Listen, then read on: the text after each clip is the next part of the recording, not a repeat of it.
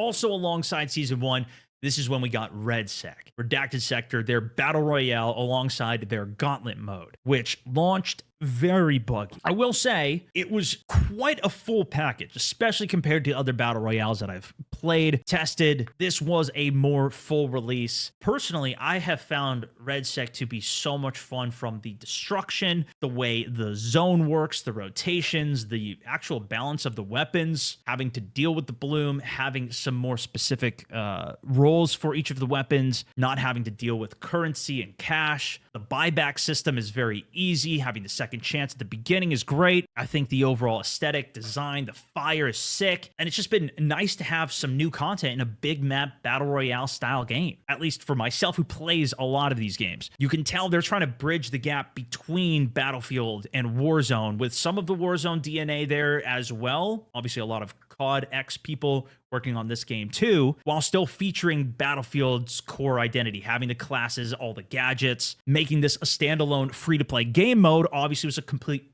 another step. I think this is where they were really trying to make that push for 100 million players. But when it released, it put off some of the fans that were the hardcore Battlefield fans, as I was discussing earlier. A lot of people upset, saying that this is not what Battlefield even is. The core player base not interested, the dev time wasted on this. But they did have a separate studio, Ripple Effect, who was essentially the spearhead for this entire project. Still takes resources, of course. And again, I do think that this went over better than I at least anticipated, especially with how many Battle Royale games have come out and how many have just completely disappeared or been shut down or brought back so many times. It's such a hotly contested market. But right off the launch, I mean, one of the hottest drops, going to the golf course, you go right next to it, and all of the houses there, you're just glitching through the entire wall. Looks like the house is still together, but it's actually not. You're falling through the floors,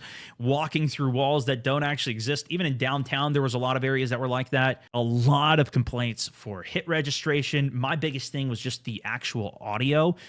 The audio in multiplayer seemed like it was actually quite good, but while the effects are very big and boomy, the amount of times that you just don't hear anything is crazy in this mode. Part of that, especially at the end game with the amount of fire and destruction and everything going on, I kind of get that. If you're playing towards the edge of the zone, this is the deadliest zone. But this is happening when you're not even near the edge of the zone. And of course, the not even having solos, there's nothing that you have these crazy moments with like proximity chat or anything on. Maybe that doesn't work in this type of game. Maybe that's a totally different element, but I know it's been something that's also been incredible in Arc Raiders, for example. Even in Warzone, the prox chat is just a lot of fun. And it's just it leads to more of that sandboxy, anything could happen style thing that I kind of would expect more so in a Battlefield game rather than a super competitive, esport type thing, which is also the direction that they're working towards with their Battlefield Elite series. This was a direction, for example, that PUBG went back in the day when that first came out. And I know a lot of people love the competitive side of that too, but it's also not as much what I'm personally interested in.